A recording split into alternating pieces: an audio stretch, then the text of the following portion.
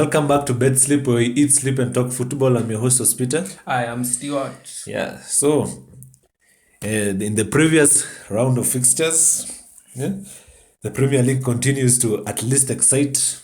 Most teams, other than, let's say, Arsenal, are performing well. So in the top, or the traditional top six in the past game week, we had Chelsea versus Tottenham. It ended 0-0. Arsenal versus Wolves, it ended 2-1 to Wolves.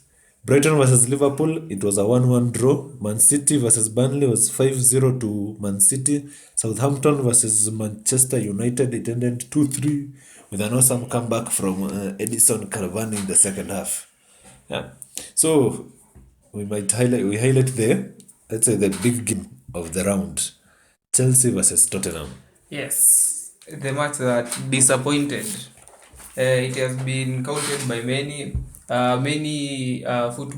popular football pundits, a lot of popular sites dubbed it the match of a contender for the most boring match of the season. Uh, it did not live up to the hype, though I think that was on Chelsea's side. Tottenham, we expected them to be very defensive. They only achieved one shot on target and they had 40% possession. Uh, Overall, boring match. Yeah, I will agree with you. It was a very boring match.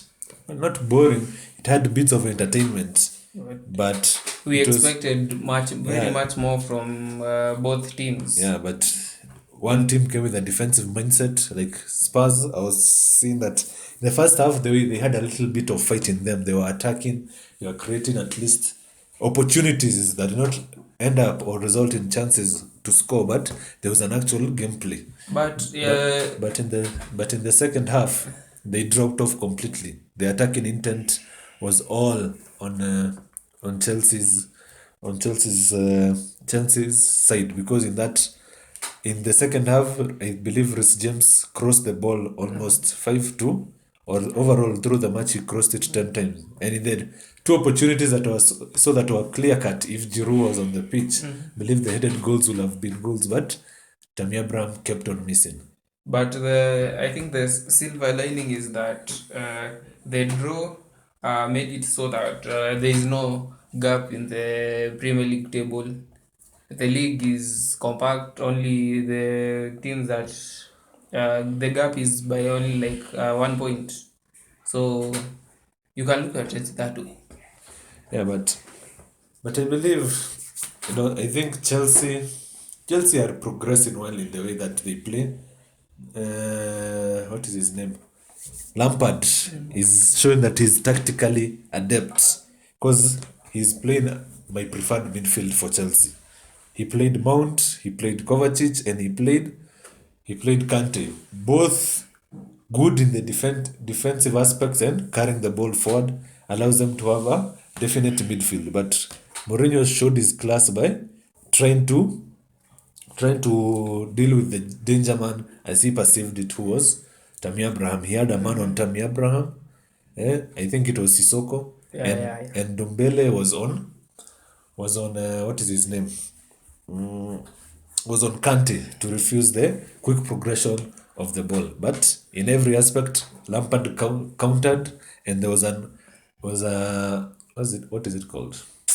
An overlap or overcrowding on the place where Regulion is. So it was always on a 2 versus 1 versus Regulion. If you went towards Zayt, Reece James was free. If he went towards Reece James, then Hakim Zayt Was was free. free. So there was creativity. It was just the end product that, for the most part, lacked in that game. Yeah, so we can another game that was supposed to be interesting was Arsenal Wolves. Yeah, That game was not supposed to be interesting. it was supposed to be interesting. Well, the part of Wolves attacking was interesting. Arsenal, not so much. It was more of a shocking, eventful incident. The one to what is his name? The guy. Neto. Not NATO. The guy that was injured by Luis. Jimenez. Yes, Jimenez. Shocking. I think this is the second time Luis has cracked a player's skull. It was a collision. It wasn't like Yeah, he was it's not going. intentional, but it's the second time. It makes me wonder how tough his head is. Maybe he had more effort behind the way he But it swung his must be head. said, the Podence goal, top class. It takes like talent and skill. Yes, in terms of potence, it's good, but in that goal we saw, yeah, Oh, Bellerin. Yeah, horrible defending. yeah, Bellerin tends to turn off. So for me, if I was given, I don't think the problem is Ateta because three managers and then the same type of play without any pressure, any intensity. They played relatively well in the second half because no goals were scored. Because both goals were scored in the first half, but the lack of intensity that Arsenal always starts with the game has taught me that I would prefer when the end of the season come, anybody that has been in Arsenal for more than 5 years should just go. Whether he's a quality player, whether he has been good, he goes. We start with Lacazette, Shaka, Bellerin, Ceballos, Mustafi, Socrates, Bellerin, everyone to just go. We'll be left with a team that might be bare bone, but when we bring people in, we're able to work because the problem cannot always be the same type of players that apparently have got talent and then they are not able to perform. No, last week I asked you if Ateta was the man for the job. You said no. This week I'll ask you, do you see Ateta finishing the season? Yeah. Ateta will finish the season because the problem is not I'm seeing is not Ateta. It's not even is not even the manager at all. It is the players, and I believe it is the players that have stayed and have got a stench in that team. When all of them are shipped out, and then new players with new intensity and a new purpose enter, even if it is the what we'll call kids that are playing, it will be better. Because I don't believe Arsenal is the worst, but we can no longer even call Arsenal as they have been playing part of the traditional top six. They're not top. They're a They are mid, number 14. yeah, they're a mid-table club. They will not be relegated, obviously, but they are a mid-table club now. They cannot say they are challenging. They're not competitive, yeah, and it is quite frustrating. The other outstanding match of the last game week 10, was Southampton versus Manchester United. Yes, very much. King of the match, Edison Cavani, came in as a substitute, did this thing, got the three goals, 3 points. Yes, fantastic match. Also, the Ward Prowse free kick. Ooh. I think it takes a special kind of player to do that thing. I don't think training is not enough to score all those free kicks. Eh, So, well, I won't say, at least in this game, I did not see Manchester employing counter attack as their main form of creating chances or scoring goals. Yeah, but there was also an element of chance in most goals that were scored. I think in the second half, Southampton switched off. Because in all goals that were scored, there was a chance that if you marked Edison Cavani, they would have been stopped. But in every goal that was scored, they switched off. And another time, a comeback at the Saints home ground seems to be part of what Manchester United keeps on doing to Southampton. Southampton. But all around, Southampton is a good team. They play progressive football. They have attacking intent, and Top team. They are, yeah, I think, sixth in the league. yeah, and deservedly so because they are playing well. Yeah. So in game week 11 of the EPL, we'll have what we can call blockbuster matches. We have well, Spurs Arsenal based on traditional rivalry. Rival. Yeah. We have Liverpool versus Wolves. We have West Ham, Manchester United, Chelsea, Leeds. Yeah, those are top teams because Manchester City is playing Fulham. We expect Manchester City to win at Fulham. Wait, I don't see we. Do you expect Manchester City to lose to Fulham? I don't expect them to lose, but I expect a draw. But they lost to Leicester. And Leicester has proven to be a very interesting team. But Manchester City, yeah, please, they are not scoring, but you don't expect them to lose to Fulham. But Fulham has started to get their groove back. They have won only one game. That is groove. Yes, you only need one game in this life. Let me tell you. See, one chance, 1 minute, one goal. You only need to win by one goal. You only need to win the league by 1 point. Yeah, so it's okay. I believe Fulham is going to get beat, yeah, by Manchester City as they thumped, Burnley. One chance, allow them to play their game, they will But score. to be fair, each year since Pep came, Manchester City have been beating Burnley by 5 goals to 0. But I think Burnley respect Manchester City too much. Yeah. But we can move to, let's say, an interesting game that will occur. Spurs versus Arsenal, North London derby. Top of the table, Spurs Versus face 14. 14th in the table, Arsenal in the North London derby. It must be said. With let us see Spurs coming with an average goal scoring record per match of 2.1 goals and only conceding 0.9 goals. This is very easy, very easy, very simple. Tottenham to win, straightforward. Yeah, but in terms of derby, they're not that easy. Yeah? I am not refusing, considering, I'm favoring Arsenal, Tottenham, because they are top of the league. They are in form. Arsenal not in form, so they'll be lacking morale. Plus, Arsenal have Harry Kane. He's the top scorer in the. Tottenham. Yeah. Tottenham. Kuchanganyikiwa. Tottenham have Harry Kane, who is the top scorer in the derby, London derby. He has 10 goals, tied with Adebayo. Yeah, but yeah, true, but derbies tend to be very interesting things. You saw Liverpool was held by Everton. Yeah, you saw even Arsenal, the game that it played well. Yeah, it played against, what's the team? Manchester United. Yeah, so they tend to be very interesting games, but if form is to be followed, we will have to go with Spurs. So I'd also like to ask, how do you believe Spurs will set up? Will they set up in an attacking sense, or will they set up in their conservative, I pragmatic think way? Mourinho won't gamble. He'll go the usual way, counter attack. Uh, because I expect Arsenal to come with a more attack-minded squad. Uh, yeah, because they are the ones who need to attack.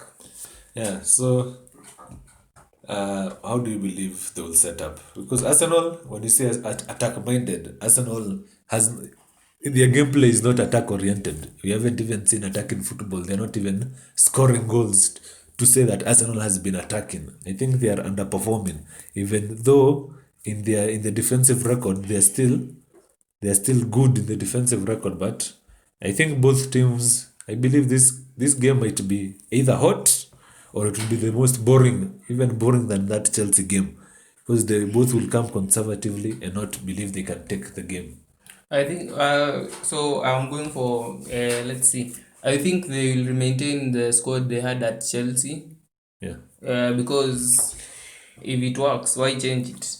Reguilon, I think the centre back will change. Reguilon, maybe Sanchez will come in or Davis, and then Dyer, Serge Aurier in the midfield, Højbjerg, Sissoko, Bergwijn, and Dombele. Harry Kane, who is currently out with an unidentified injury, which I think is a hoax. I think they are just looking for a way to rest him or something. yeah, And then Harry Kane will start and then score the goals. yeah.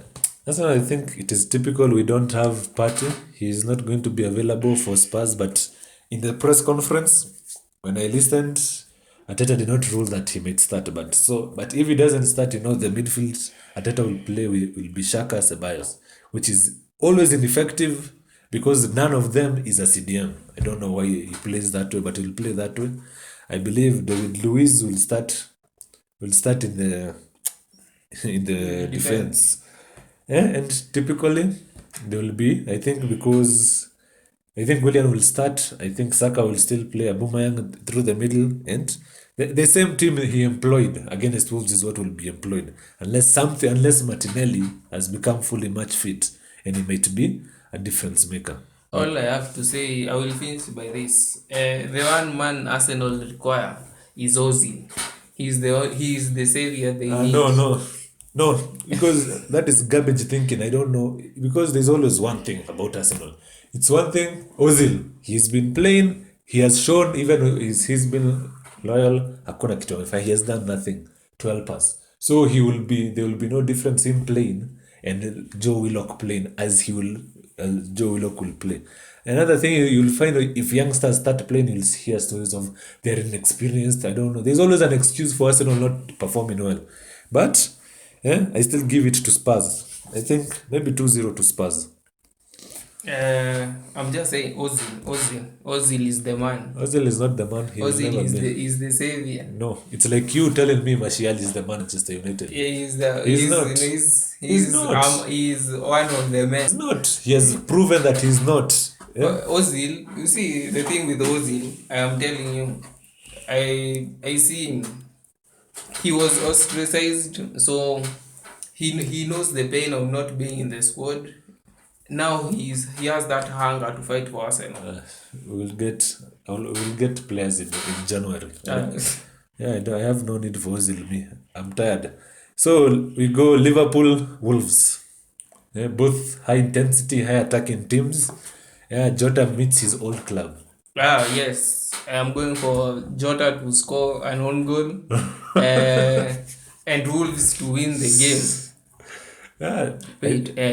It's been played at Anfield.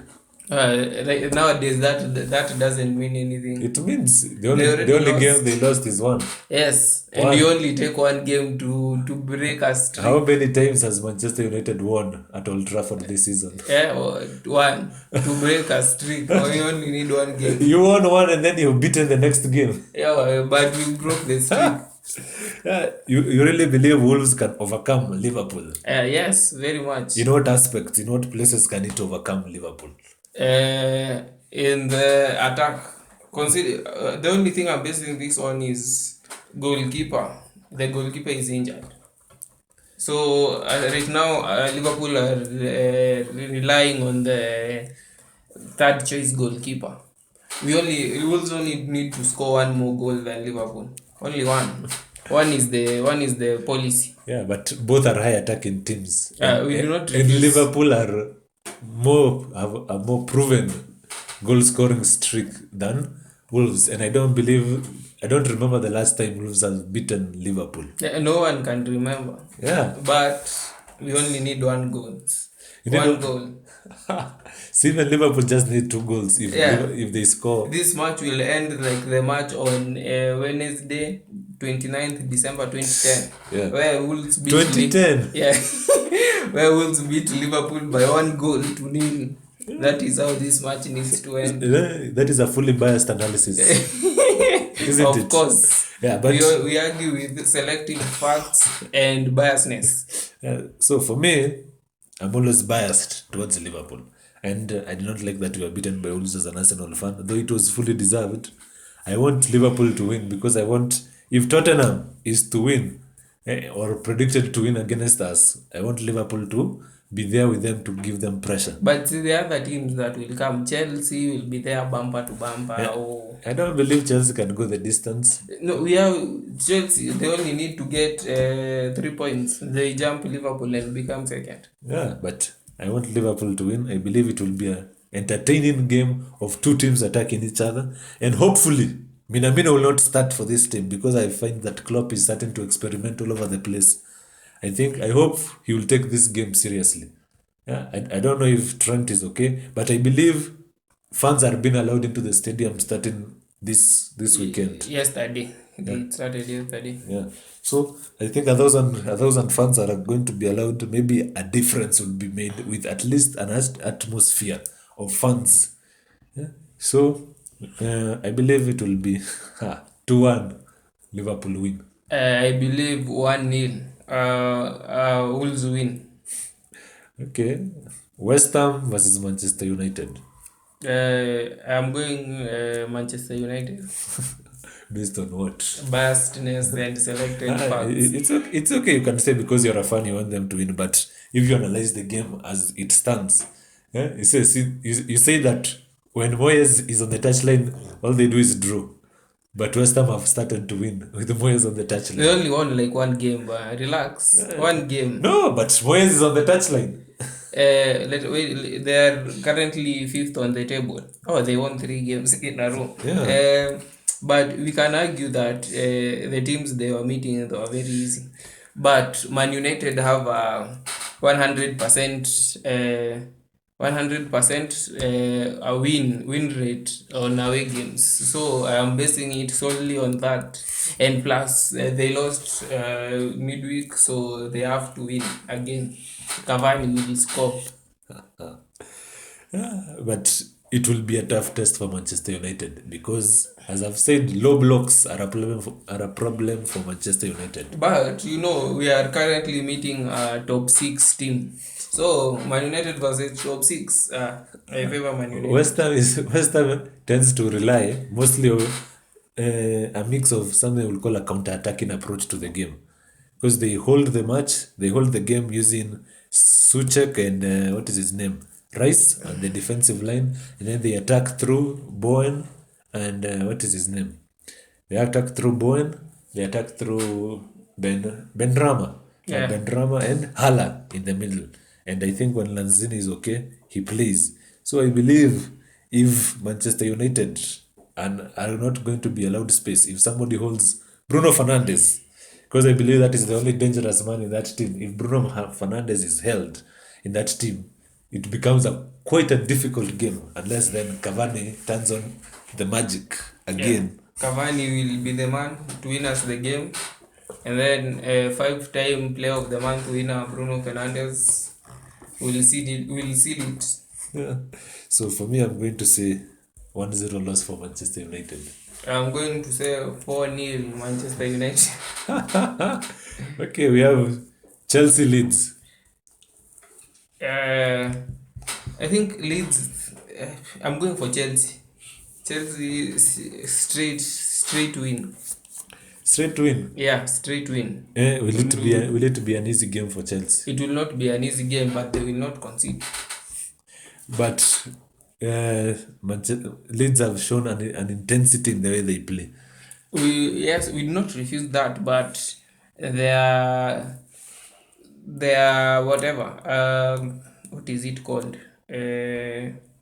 Our whatever away no, the away win is better. Yeah. What I wanted to say is that they have turned down the dial. They are scoring. When the league was starting, they were scoring goals very easily.